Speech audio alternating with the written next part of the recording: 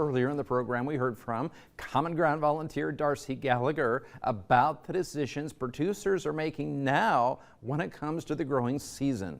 And now Darcie is back with a recipe to share, and Taryn is joining her now with more. All right, thank you, John. Yeah, excited to share these cornbread muffins. This recipe is on our Pure Nebraska Facebook page already. And the cool thing is they are gluten-free. Darcie is here with me now.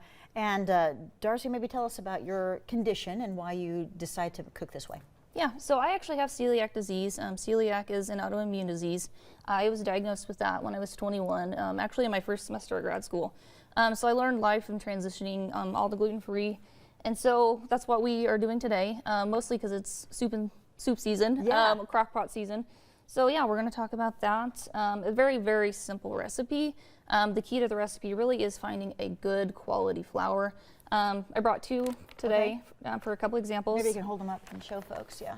And I actually just get these at our local Walmart. So Walmart, okay. Yep, this one, and then this is the Great Value brand, very affordable. Okay. If your flour does not have xanthan gum, I also brought that as well. So you'll see that on the recipe that you need to make sure that you read the labels to see if that is added or not, because xanthan gum is what gives that the texture similar to a regular gluten flour. Have you learned to enjoy baking this way and making your food this way? Yes, I did. So it's fun.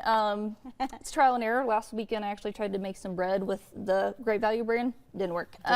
This one's fantastic, so it is just trial and error depending on the other ingredients that you have in Okay, recipe. so tell us how we put this together. So very simple. We'll just work left to right. Start with your dry ingredients, and then you go to your wet ingredients. Other things, xanthan gum, like I said, baking soda, salt, baking powder, and then cornmeal. Okay. So for today, it was just a half recipe, so it's a half and a half. Put your salt, your baking soda, and your baking powder all together, and then move to your liquid ingredients. Okay, do you put the liquid in here? Yes. Yep. Okay, so Just a half a cup of milk. Okay, what kind of milk do you use? This specifically today is just 1%. At home, I like Fairlife, but that is just a preference. Yep.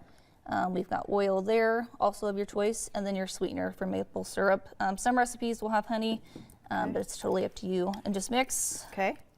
And then mix with your dry ingredients. Pour it over the dry. Yep. Perfect. Okay. All right. And then I just mix it by hand. I usually use a wooden spoon at home just for the ease and sake of it. Once it's mixed together, use a cookie scoop, and then you have the option to do your liners with oil or just use your muffin tins. All right, so you keep stirring on this. Yep. And again, depends on how you want to do it, the muffin tins, or you could just spray, and this is how they come out. How long do you bake them for? 20 minutes. They get that kind of that nice, really golden, rich color. It's really simple. I like to eat it with butter. I actually had some peach butter at home as well, some homemade from the summer, so just whatever you want to top it with. This is very good. John's going to like this. Do you have honey along? I do not. Sorry, John. but they are very good. Again, this recipe is on our Pure Nebraska Facebook page. Darcie, thank you. Thank you. All right, back.